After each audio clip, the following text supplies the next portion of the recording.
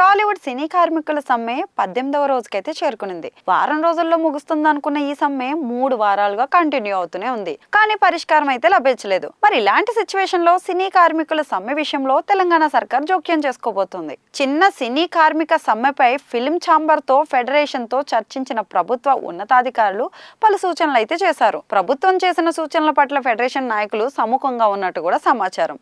ఈ నేపథ్యంలో ఈ రోజు సాయంత్రం 4 గంటలకు ఫిల్మ్ ఫెడరేషన్ కార్యాలయంలో ఫెడరేషన్ నాయకుల మీడియా సమావేశం అయితే నిర్వహించబోతున్నారు. ఇక ఫిల్మ్ ఫెడరేషన్ మీడియా సమావేశంలో రెడ్ కార్డ్ అనౌన్స్ చేయబోతున్నారు. ఫెడరేషన్ నాయకులు వేతనాల పెంపును 30% కాకుండా ఇంకా తక్కువకి రెడ్ కార్డ్ రెడీ చేస్తున్నారు.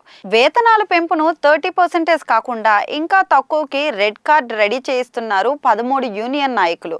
ఇక నిన్నటి వరకు 30% ఇవ్వాల్సిందే అని పట్టుబడిన ఫెడరేషన్ నాయకులు ప్రభుత్వ జోక్యం తర్వాత సవరణలు చేశారు. ఇక తెలంగాణ గవర్నమెంట్ జోక్యంతో వెనక్కి తగ్గి 30% కంటే తక్కువకి రేట్ కార్డ్ ప్రిపేర్ చేస్తున్నారు.